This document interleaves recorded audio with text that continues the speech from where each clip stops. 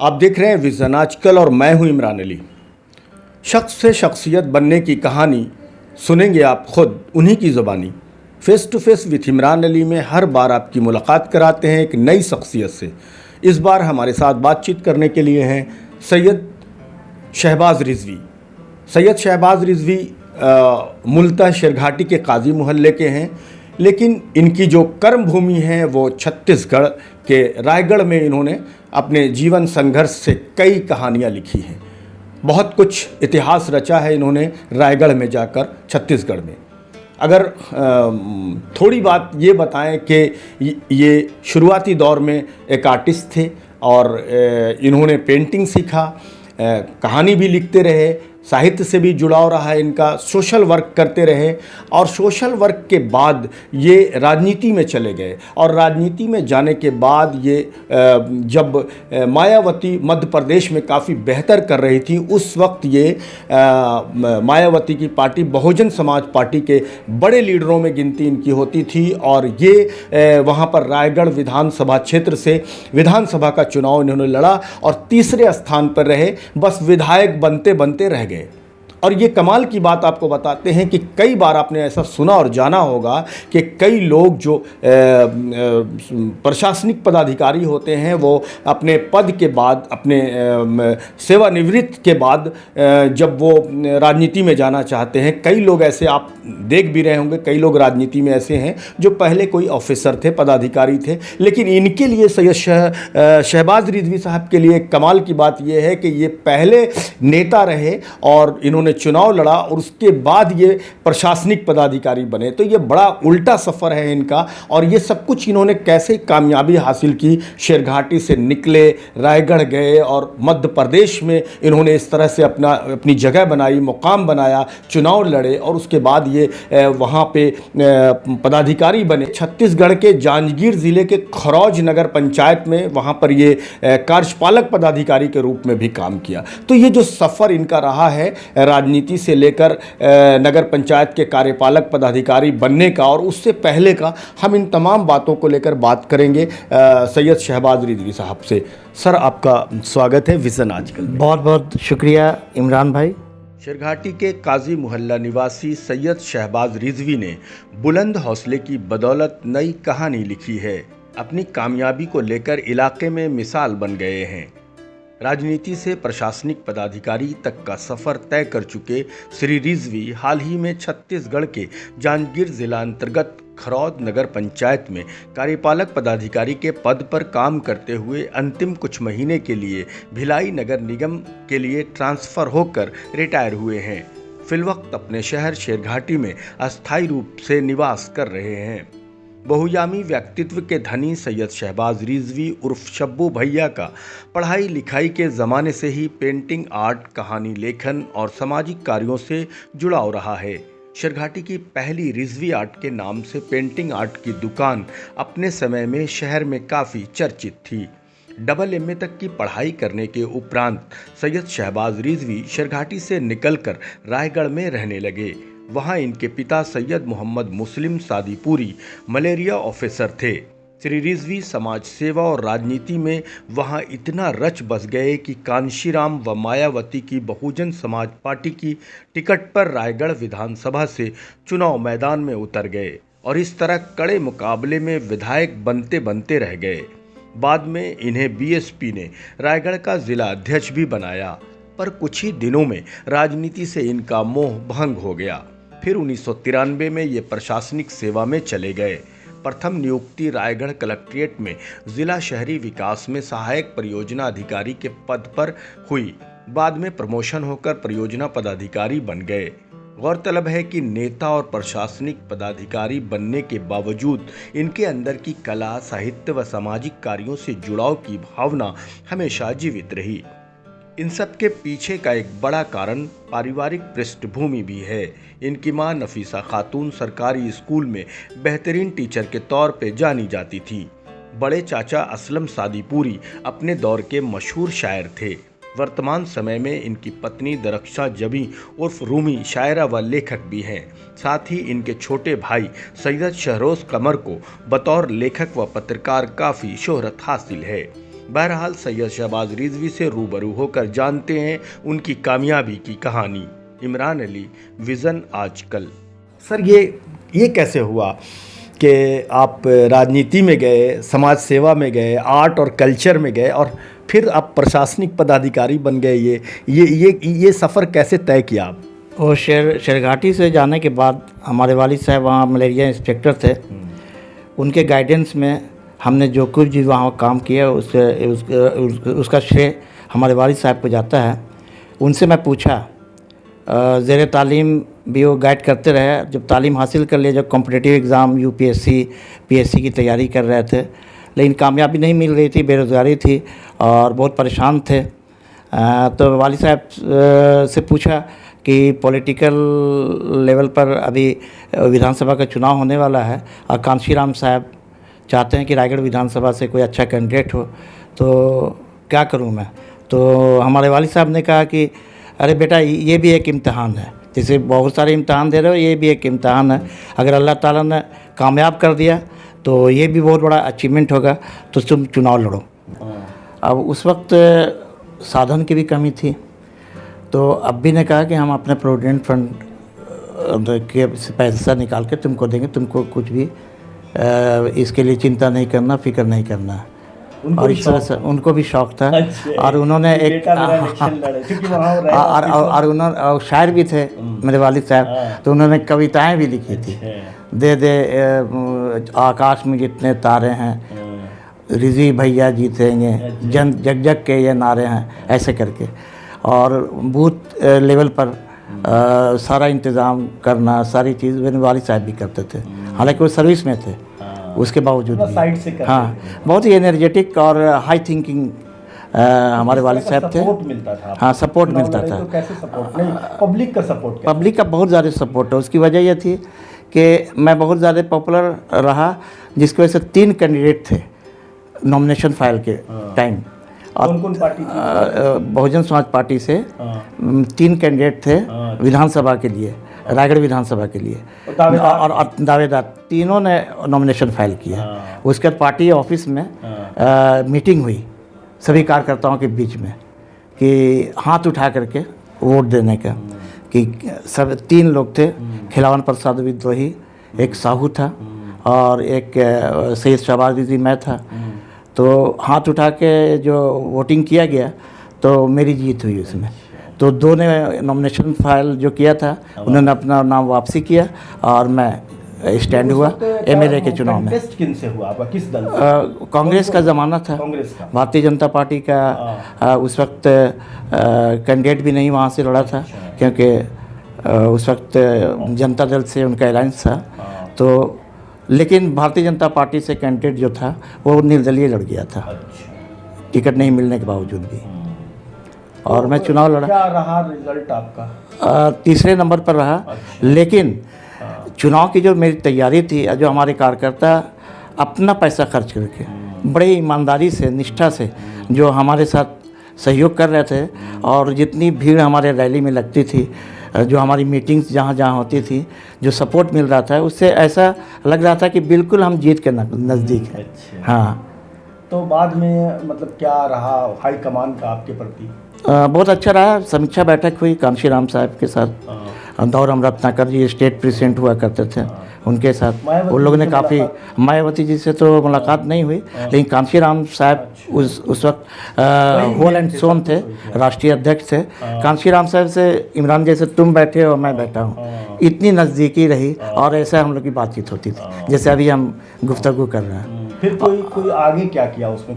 कुछ करा? फिर मैं ज़िला अध्यक्ष बनाया गया। अच्छा। मैं ज़्यादा एक्टिव रहा पॉलिटिक्स में, और लोगों से मिलना जुलना, रैली जहाँ भी हो मैं रैली लेकर जाता था लोगों को। और इसलिए अब जितनी मीटिंग्स होती थी स्टेट लेवल पर, सेंट्रल लेवल पर, सभी मैं अटेंड करता था। तो उसको देखते हुए, मेरे अचीवमेंट को देखते हुए हमको डिस्ट्रिक्ट प्रेसिडेंट रायगढ़ का बनाया गया। सर, ये तो पॉलिटिकल सफ़र रहा, आप विधायक बनते बनते रह गए। ये लेकिन कमाल कैसे हो गया कि राजनीति से आप प्रशासनिक पदाधिकारी बन गए? ये कमाल कैसे हुआ? एक्चुअली क्या था, एग्ज़ाम तो दे रहे थे कि यूपीएससी पीएससी और डिफरेंट टाइप के जो भी एग्ज़ाम था, तो असिस्टेंट प्रोजेक्ट ऑफिसर में मेरी पोस्टिंग हो गई रायगढ़ में ही, अपॉइंटमेंट लेटर आ गया। कितनी क्या डिग्री आपके पास? मैं एमए इकोनॉमिक्स और एमए सोशियोलॉजी हमने किया था। उसके बाद डबल एम में हमने किया और तैयारी भी कर रहे थे यूपीएससी वगैरह की। तो और कई एग्ज़ाम भी दिया था, इंतज़ार भी कर रहे थे कि अगर अपॉइंटमेंट लेटर आ जाए तो ज्वाइन कर लेंगे। तो अचानक आ गया अल्लाह के करम से, और मैं assistant project officer district urban development जिला शहरी विकास अभिकरण कलेक्ट्रेट में हमने ज्वाइन किया 18 फरवरी सन 1993 को। कहाँ? रायगढ़। अच्छा। कलेक्ट्रेट में। फिर कैसे कैसे सफ़र चला आगे? उसके बाद मैं कई जगह मेरा ट्रांसफ़र होता रहा, प्रमोशन भी हुआ प्रोजेक्ट ऑफिसर में। उसके बाद मैं कार्यपालन अधिकारी, जिसको छत्तीसगढ़ में सीएमओ बोलते हैं, चीफ म्युनिसिपल ऑफिसर, खरौद में जो ज़िला जांजगीर छत्तीसगढ़ में है वहाँ रहा। कोविड के टाइम मेरा अचीवमेंट अच्छा रहा, काफ़ी लोगों को हमसे सहायता मिली उस वक्त, और इस तरह से आखिर में हमारा फिर ट्रांसफ़र भिलाई नगर निगम में हुआ। वहाँ से मैं रिटायर हुआ। ये सफ़र रहा। हाँ। चलिए हम कुछ और सवालों की तरफ बल्कि पीछे मुड़ जाते हैं शेरघाटी की तरफ। तो हम अपने व्यूवर्स को ज़रूर एक बात बता दें कि ये जो सैयद शहबाज रिजवी आज हमारे साथ बातचीत कर रहे हैं, इनका जो घराना रहा है वो तालीम याफ्ता तो रहा ही है, पढ़ा लिखा घराना रहा ही है। उसके साथ साथ इनके परिवार के लोग कई साहित्य से भी उनके लगाव रहे हैं। कई बड़े शायर, बड़े लेखक, पत्रकार, ये सारे लोग इनके परिवार में रहे हैं। खुद इनके जो पिता थे वो मलेरिया डिपार्टमेंट में ऑफिसर थे छत्तीसगढ़ में। इनकी माता जी जो अम्मी इनकी नफीसा खातून, वो सरकारी टीचर रही हैं। बड़े भाई एजाज़ अख्तर जो कि बैंक अधिकारी से रिटायर हुए हैं। छोटे भाई सैयद शहरोज़ कमर जो कि लेखक, मशहूर लेखक और पत्रकार हैं। इनकी पत्नी जो हैं दरख्शा जबी, वो खुद एक मशहूर शायरा और लेखक हैं, अफसाना निगार हैं। उसके अलावा भी इनके परिवार में और इनके जो चचा थे बड़े, वो असलम सादीपुरी, वो भी बहुत इलाके के मशहूर और मेयारी शायर के तौर पे जाने चाहते थे। तो कई लोग इनके ख़ानदान में, और यही वजह है कि जो सैयद शहबाज रिजवी साहब हैं, इनके अंदर भी जो लेखनी का गुण था, जो एक अंदर का जो शायर, कवि, लेखक, कलाकार, ये सब कुछ भी इनका था।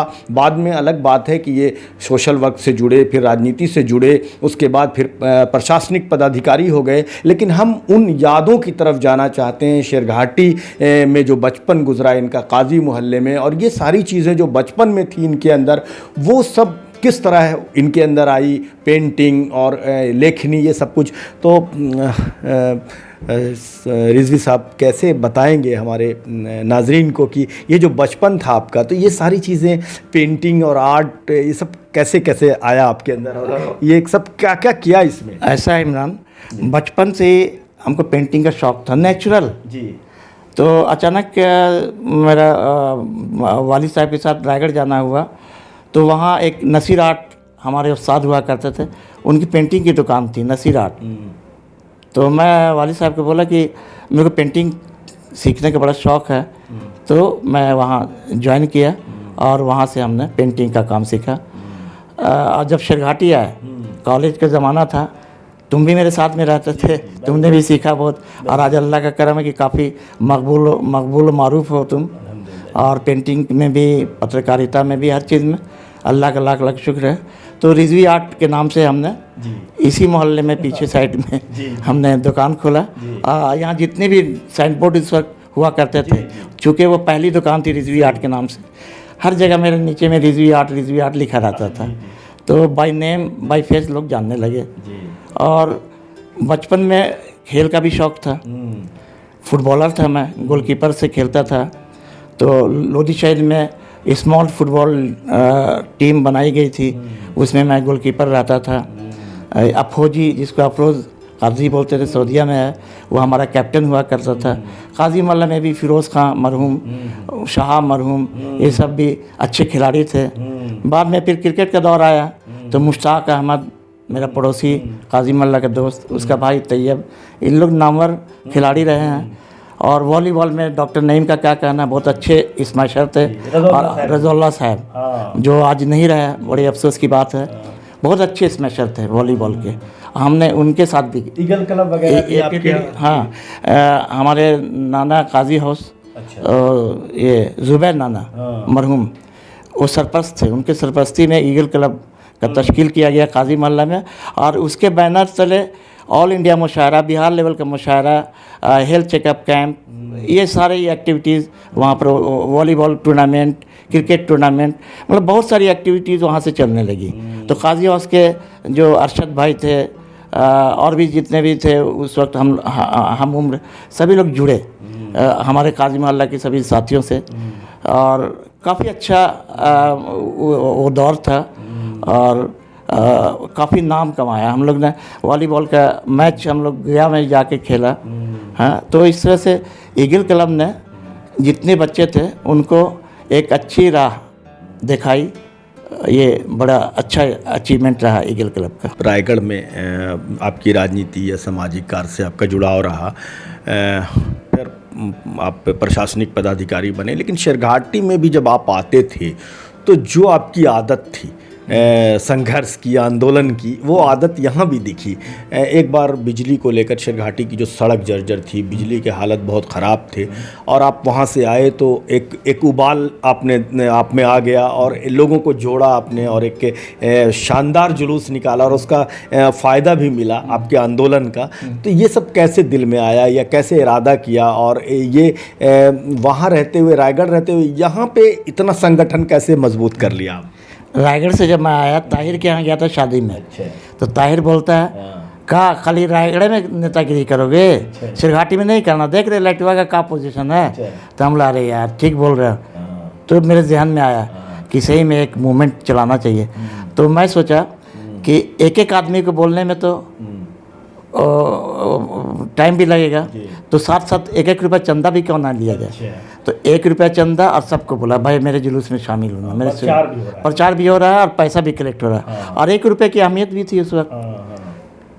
जुलूस हमारे घर काजी मोहल्ला से ही निकला, और जुलूस काजी मोहल्ला, लोधी शहीद, बाज़ार होते हुए बड़े पैमाने पर काफ़ी लोग जुड़ गए। गोला बाज़ार से होते हुए नया बाज़ार गए, फिर वहाँ से फिर लौट के राजबाला वर्मा तत्कालीन कलेक्टर हुआ करती थी, काफ़ी बोल्ड थी वो इत्तेफाक से SDO कोड आई हुई थी। तो वहाँ पर हम गए, उनसे उनको मेमोरेंडम दिया, ज्ञापन दिया, और उनको बताया कि यहाँ लाइट की व्यवस्था बिल्कुल चरमरा रही है और लाइट आती ही नहीं है। हमारे बच्चे जब बल्ब जलता था तो हमारी भतीजियाँ बोलती पापा पापा बल्ब जला, ये पोजीशन था। तो हमने एक स्लोगन निकाला था, लालटेन नहीं लाइट चाहिए, लालटेन नहीं लाइट चाहिए। तो इस तरह से तो कलेक्टर महोदय नेता तो यहाँ थे, कई पॉलिटिकल लोग थे, फिर ये आपकी उपस्थिति क्या दूसरे जो नेता थे उनको क्या लग रहा था कि ये नया नेता उभर रहा है? हाँ, थोड़ा सा तकलीफ तो हुई है, जाहिर सी बात है। उस ज़माने में सबसे बड़े नेता और सबसे एक्टिव नेता मसूर आलम हुआ करते थे, और भी कई नेता थे, लेकिन मसूर आलम से मैंने कुछ सीखा भी है, मरहूम मसूर आलम से। तो उन सभी लोगों को तकलीफ ही कि कौन सा नेता आ गया अचानक, रिजवी नाम का, लेकिन उसका अच्छा असर पड़ा। और उसी वक्त कलेक्टर ने एक्शन लिया, और जो बिजली का सुधार शुरू हुआ उसी वक्त से हुआ। और आप ही को देख के हम लोगों के अंदर आंदोलन करने का शौक जगा, और बिजली के लिए और दूसरी चीज़ों के लिए आंदोलन। तुम लोग तो थे ही, तुम ही लोग के उम्र के ज़्यादा लोग थे, हम बल्कि बड़े थे, लेकिन मेरे से जितने भी छोटे सभी बच्चे लोग हर मोहल्ले से जुड़ गए थे। इवन कि बाज़ार के भी जितने भी लोग थे सभी लोग जुड़ गए थे, मतलब पूरे शहर के लोग जुड़ गए थे। उसकी वजह थी 1-1 रुपया चंदा, ये बहुत बड़ा काम कर रहा था। चलिए, शेरघाटी से जुड़ा और जो कुछ सवाल है, काजी मोहल्ला, लोधी शहीद, आप शेरघाटी आए तो, और जो यहाँ पर जो खेल कूद या जो साहित्यिक आयोजन हुआ करते थे, उसको लेकर हमको आप बताइए कि क्या फिर किस तरह का माहौल था यहाँ पर? यहाँ विजय कुमार दत्त वो साहित्य कला में अग्रसर थे, और एक तरह से देखा जाए तो हमारे उस्ताद भी हैं। मैं उनकी बहुत ज़्यादा इज्जत करता हूँ। तो वो बराबर एक शेरघाटी क्लब भी बनाए थे, हमारे भी गुरु रहे हैं। बाद के दिनों में जब फोटोग्राफी और नाटक वगैरह से जुड़े तो रंगलाल स्कूल के सामने एक खंडर टाइप का जगह था, वहाँ उन्होंने शेरघाटी क्लब नाम से, जिसमें बैंजो वगैरह हम लोग बजाते थे, और भारतीय कला मंच, वो पेंटिंग भी करते रहते थे, वो सब भी हम लोग देखते थे। और उनके साथ नाटक भी किया ये बेसिक स्कूल में, वो डायरेक्टर हुआ करते थे। तो बहुत अच्छा था उस वक्त। और हमारा एक मरहूम शकील था, कॉमेडियन था, तो छोटे छोटे नाटक लोधी शहर में भी हुआ करते थे। और ये इन सब के असरात जो थे वो हमने रायगढ़ जा कर के IPTA, Indian People's Theatre Association में जुड़ा, और वहाँ मैं मुख्य रोल करता था नुक्कड़ नाटक में। इंस्पेक्टर माता दिन चांद पर, मुर्गी वाला, ऐसे कई नाटक स्टेज पर भी किया हूँ और नुक्कड़ नाटक भी किया हूँ। तो वो देन कहाँ से मिली, जो प्रेरणा कहाँ से मिली, विजय कुमार दत्त से मिली, और इसी शहर से मिली, शहर शेरघाटी से। इसका जलवा हमने कहाँ बिखेरा, छत्तीसगढ़ में। वैसे जो काजी महल्ला है, लोधी शहीद है, मैं भी बचपन से जितना जानता हूँ कि ये इल्मो अदब का गहवारा रहा यहाँ पर, और कई निशस्त में मैं अदबी निशस्त में शामिल भी हुआ हूँ। तो ये जो साहित्यिक आयोजन होता था और जो माहौल था, तो आपके बचपन में, तो अपने बचपन की यादों को आप किस तरह महसूस करते हैं? कैसा आपका जो बचपन था, काजी महल्ला या लोधी शहीद जो गुजरा, तो उन यादों को अब जब आप याद करते हैं रिटायरमेंट के बाद, अब अपने बचपन में अगर आप जाते हैं तो कैसे देखते हैं, कैसे याद करते हैं उन दिनों को? बचपन से मैंने यही देखा कि जो हमारे शहर के, हमारे काजी महल्ला लोधी शहीद के जो बुज़ुर्ग थे या नौजवान थे, जैसे ज़हीर तशना है ना, असलम सादीपुरी, हमारे बड़े अब्बा, कि हम लोग इंतज़ार करते थे कि कब ईद आएगी और कब ईद डे होगा, क्योंकि नाश्ता भी मिलता था, हम लोग का बचपना था। और शेर व शायरी का भी हम लोग को भी ज़ौक़ बचपन से ही था। जैसे हमारे बड़े अब्बा असलम सादीपुरी काफ़ी अच्छा शेर कहते थे उस वक्त। और फिर नए दौर में डॉक्टर रज़ौल्ला मरहूम, हमारा पड़ोसी फर्दुल हसन, हमसे बहुत छोटा, लेकिन काफ़ी अच्छी पकड़ थी उसकी अदब में। तो ऐसे लोग नए दौर में आए। तो कई जगह हर साल जगह जगह, जैसे नुमानुल हक, ये भी अच्छा अदीब रहा, अफसाना निगार शाह, तो इन लोग का भी दौर रहा। और सभी को मौका मिलता था ईद डे में। और ईद डे कोई एक जगह फिक्स नहीं था, हमारे घर भी हो चुका है ईद डे, सलमान मामू क्या हो चुका है, लक्कू मामू क्या हो चुका है, मतलब जगह जगह, मतलब नुमान क्या हो चुका है, मतलब हर मोहल्ले में काजी महल्ला लोधी शहीद में पहले एक साल पहले तय हो जाता था, अब अगले साल वहाँ होगा। तो असलम साहब का भी हुआ। तो इससे क्या होता था कि जो अदबी ज़ौक़ जो रखते थे वो साल भर तैयारी करते थे, ईद डे के दिन सुनाते थे, सेवैयाँ चलती थी, नाश्ता चलता था, बहुत अच्छा माहौल था। और उसी के असरात हैं कि काजी महल्ला शेरघाटी में आज जो दिखते हैं, जो अदब का जो असर दिखता है, वो ईद डे जो मनाया जाता था।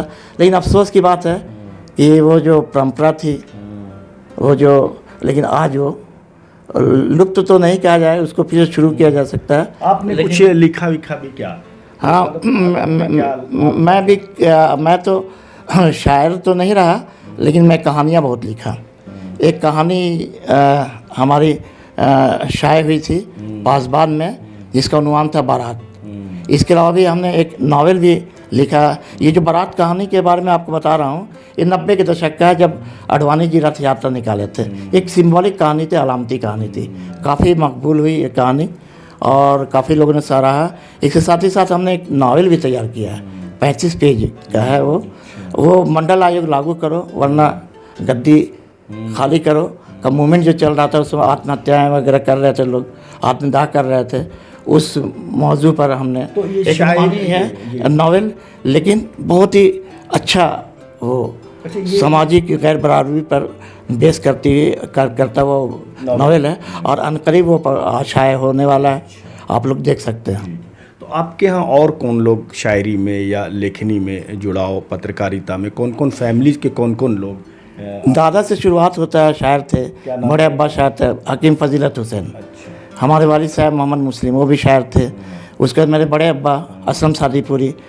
उनके दौर के बाद हमारा भाई सैयद शहरोज़ कमर, काफ़ी मशहूर व मारूफ साहित्यकार है और पत्रकार भी है।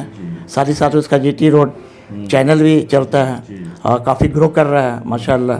और हमारी जो अहलिया है, इत्तेफाक की बात, वो भी शायरा निकली। अच्छा। उसकी भी कहानियाँ छपती रही पाकीज़ा आंचल में, ये खातून मशरिक में। तो क्या नाम से उनका? दरख्शां जबी अच्छा के नाम से काफ़ी मकबूल तरीन रही। अभी भी लिखती हैं फेसबुक पर, और उनका अलग पेज है, और अजीब इत्तेफाक है, ये जुड़ाव है, ये जुड़ाव है अभी तक।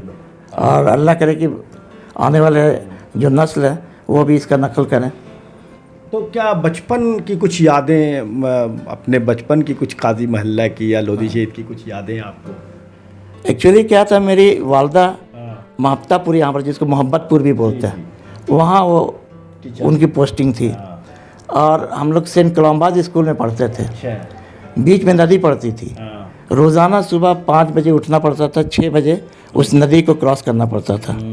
और सेंट कोलम्बस स्कूल जब गेट नहीं खुलता था, इंग्लिश मीडियम बहुत अच्छा स्कूल था। मैं तो समझता हूँ कि आज वैसा उस स्टैंड का स्कूल नहीं है शेरघाटी में। तो स्कूल खुलने से पहले मैं महफ्तापुर से शेरघाटी आ जाता था। स्कूल का गेट खुलता भी नहीं था कि मैं गांव से पैदल चलाता था।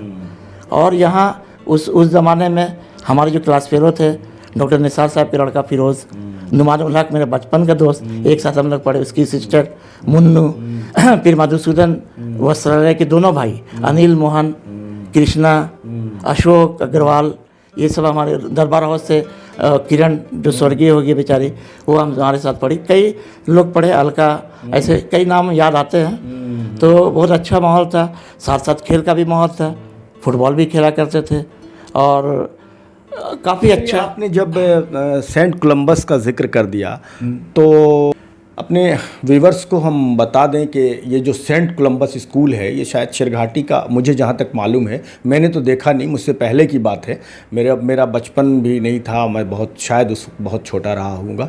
लेकिन बाद में मैंने सुना कि शेरघाटी का सेंट कोलम्बस जो है वो पहला इंग्लिश मीडियम स्कूल है। उसके बाद मैंने जो जाना वो शास्त्री स्कूल या DAV गुरुकुल, बाकी तो अब आज की तारीख में प्राइवेट स्कूल 100 से भी ज़्यादा है यहाँ पे, उसके यूनियन है और एसोसिएशन है। प्राइवेट स्कूल तो अब बहुत बड़ा हो गया, लेकिन उस ज़माने में पहला इंग्लिश मीडियम स्कूल कोई सेंट कोलम्बस हुआ करता था।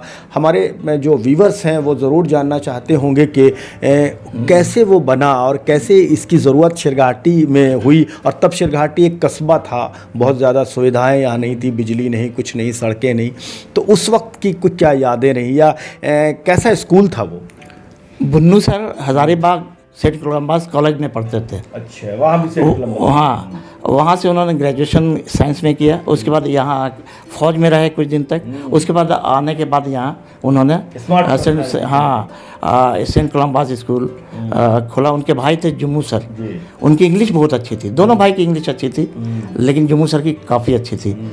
इसके अलावा मुकीद सर जो गया से आते थे। अच्छा, ऐसे मुकीद शायर भी थे। अख्तर सर साइंस पढ़ाने गया से, जिनका अभी 3 दिन पहले इंतकाल हुआ, वो आते थे। इसके अलावा एक हिंदी के टीचर थे, वो आते थे।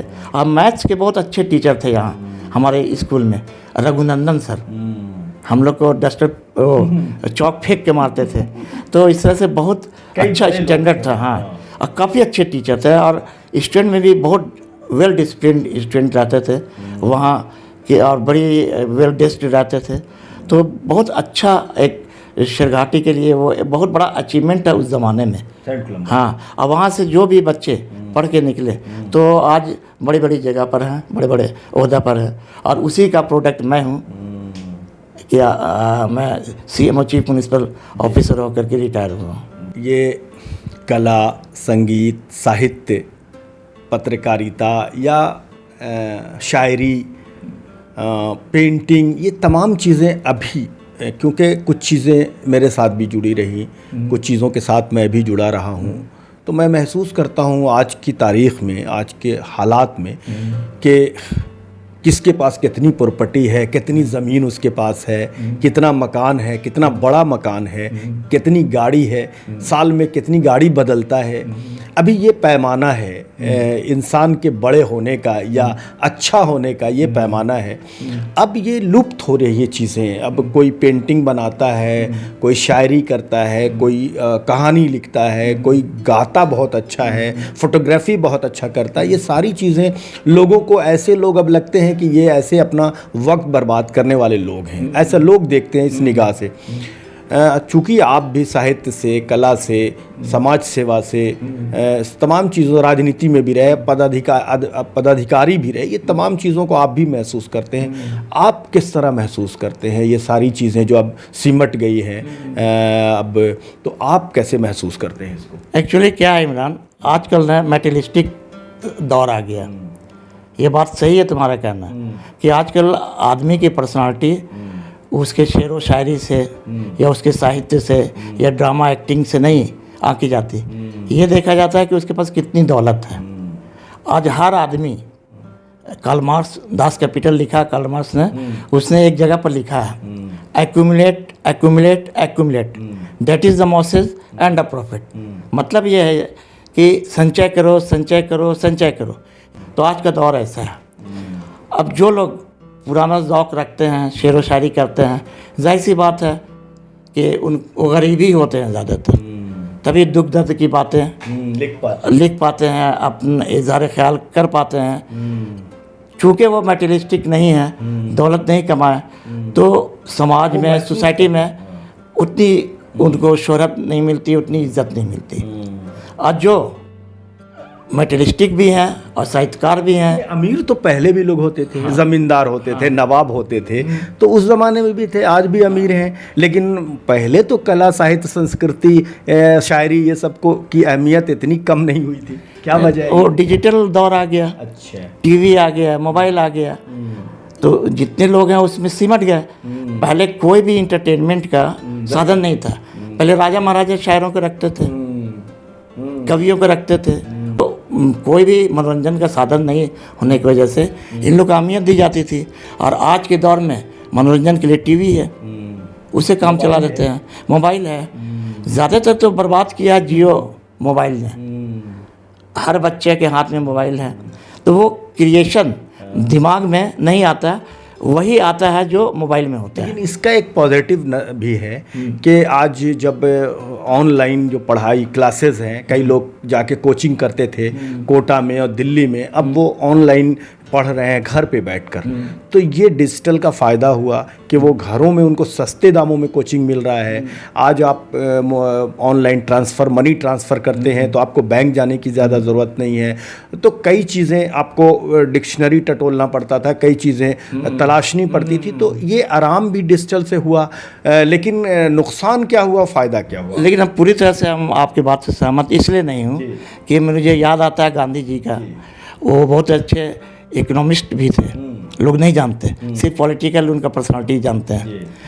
तो उन्होंने अपने विचार में लिखा था, I aiming not eradication machine but limitations. मैं ये नहीं चाहता हूँ कि मशीन का उन्मूलन हो, मशीन ख़त्म हो, लेकिन एक सीमा के अंतर्गत हो। लेकिन आज जस्ट उल्टा हुआ है, बेरोज़गारी जो बढ़ी है मशीनीकरण की वजह से, आज जो भी इतना ज़्यादा जो परेशानी है उसकी वजह से फ़ायदा हुआ, ये भी मैं मानता हूँ। बच्चों को पढ़ाई में आसानी हुई है, डिक्शनरी खोलना नहीं पड़ता, वो बाबा बता देते हैं कि कैट का मतलब क्या होता है, तुरंत बिल्ली आ जाता है, रैट का मतलब क्या होता है, किताब खोलना नहीं पड़ता। इखलाकी गिरावट, लेकिन इखलाकी गिरावट आई है। और सबसे बड़ी बात यह है कि हम लोग जब कहानी लिखते थे तो कई दिन तक सोचते थे प्लॉट कि कैसे कैसे उसका, तो अब वो सोचने का मौका ही नहीं, क्योंकि हम 24 घंटा मोबाइल हाथ में है, तो कोई नया क्रिएशन दिमाग में नहीं आता। जब नया क्रिएशन नहीं आएगा तो आप कलम से कुछ लिख नहीं सकते। लेकिन शहबाज रिजवी साहब, एक सवाल और मेरा है कि मैं कई बार जो शायरों से इंटरव्यू करता हूँ, लेखकों से, जब पूछता हूँ कि आपके बच्चे क्या कर रहे हैं, तो कई बार लोग हाथ खड़ा कर लेते हैं कि मेरे बच्चे तो साहित्य में कोई उनको रुचि नहीं है, और अब उनको कला संगीत में कोई रुचि नहीं है। जो बहुत पहुँचे हुए लोग हैं, बहुत शोहरत वाले लोग हैं, उनके भी अगर आपसे ही यही सवाल करें कि आपने तो अपने ख़ानदान के बहुत सारे लोगों के बारे में बताया कि वो साहित्य, कला, संस्कृति, बहुत कुछ, आपके बच्चे क्या कर रहे हैं अभी? मेरा बच्चा एक तो असिस्टेंट इंजीनियर आंध्र प्रदेश में है, ओपी जिंदल पावर प्लांट में। क्या नाम है? सैयद दिलशाद। और घरेलू नाम उसका अरबाज है। अच्छा। और दूसरा बेटा वो नीट की तैयारी कर रहा है। अच्छा। कर्नाटका में, बीदर में। और 12th की भी तैयारी कर रहा है। साथ साथ उसे चल रहा तो उसका सैयद अफ़ान। काफ़ी एक्टिव है, अच्छा है, सब कुछ है, लेकिन डिजिटल मोड वाला है। और हाथ में मोबाइल होना चाहिए। हालांकि वहाँ प्रतिबंध लगा दिया गया। आप भी तो डॉक्टर इंजीनियर की तरफ जा रहे हैं, अब आपके बच्चे भी तो साहित्य की तरफ नहीं जा हाँ, रहे। जाहिर सी बात है। लेकिन छोटा भाई शहरोज है, उसके बच्चों में थोड़ा सा हम महसूस करते हैं कि इनमें लगाव है। हाँ, उनके उसके बच्चों में एक भविष्य दिखता है जो हमारी परंपरा को आगे ले जाएंगे। चलिए सर, आखिरी सवाल, आप नेता भी रहे, पदाधिकारी भी रहे, और एक लेखक या शायर कहते हैं जहाँ ना पहुँचे रवि वहाँ पहुँचे कवि। एक दूरदृष्टि होती है एक साहित्यकार की, और एक सोशल वर्कर, एक नेता संघर्ष करता है ज़माने भर की मुश्किलों के लिए। एक नेता बनता है तो वो दुनिया को राहत पहुँचाने के लिए कुछ सोचता है। फिर एक पदाधिकारी बनता है तो उसकी भी जिम्मेदारी होती है कि हम समाज के लिए कितनी सहूलतें दे सकें, कितना लोगों का भला हो सके। इन तमाम वादों के बीच, इन तमाम दावों के बीच आप ये तमाम चीज़ों से गुजरे हुए हैं। भ्रष्टाचार लोग कहते हैं ख़त्म हो गया, लेकिन कई बार लोगों से मैं बात करता हूँ, ये काम क्या हुआ, कैसे हो रहा है, इसका खेल है, हो जाएगा, खर्च कीजिए, देर नहीं लगेगा।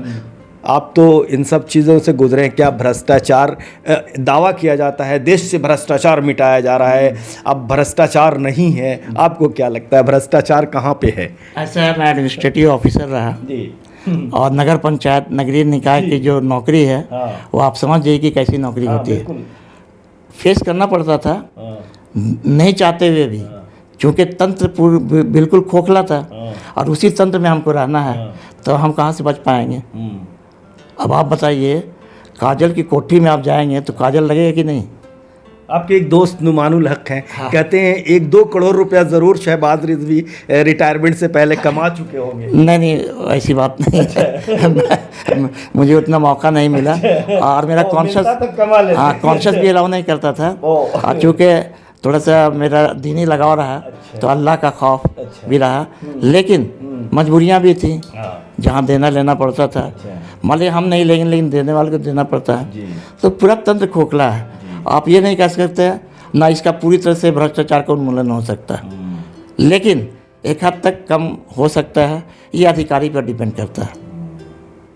मैं वैसा नहीं था, मैं निष्ठावान तरीके से अपनी सेवा और गरीबों के बीच में काम करना था, इसलिए वैसा मौका ज़्यादा नहीं मिला। चलिए सर, काफ़ी अच्छी बातचीत आपसे रही, बहुत सारे यादों और बातों को आपने साझा किया हमारे साथ। अगर कोई संदेश हमारे व्यूअर्स के लिए आपके दिल में बात उठती हो, जो हमारे सवाल जवाब में नहीं गुजरा हो, और आपको लगता हो कि ये बात ज़रूर कहनी चाहिए, तो क्या कहना चाहेंगे हमारे व्यूअर्स से आप? आज के दौर में कॉम्पिटिटिव ज़माना है ना, तो कंपटीशन के लिए आदमी को बिल्कुल सजग, तैयार रहना चाहिए और बच्चों में ये स्पिरिट बढ़नी चाहिए। और ऐसा महसूस किया जा रहा है आज के दौर में। मैं जहाँ भी जा रहा हूँ, काफ़ी दिनों के बाद मैं शेरघाटी लंबे वक्त के लिए अभी घर घर जाना हुआ, जहाँ भी मैं जा रहा हूँ तो 90% बच्चे नीट की तैयारी कर रहे हैं। कोई यूपीएससी की तैयारी कर रहा है, कोई पीएससी की तैयारी कर रहा है। तो बच्चों के लिए एक अच्छा फ्यूचर हमें महसूस होता है। और जैसे पहले सड़कों पर यूं ही गप मारते हुए नज़र आते थे नौजवान, आज वो बात नहीं है। आज बच्चे भी और बच्चों के साथ साथ गार्जियन भी काफ़ी कॉन्शियस हो गए हैं। तो इसलिए मैं सभी को ये पैगाम देना चाहूँगा आपके चैनल के माध्यम से इमरान, कि labour doesn't go in when, मेहनत कभी रायगा नहीं जाती। खूब मेहनत कीजिए, आगे बढ़िए, गो अहेड, यही मेरा पैगाम है। और इसी पर हर व्यक्ति, हर शख्स को कामयाबी मिल सकती है।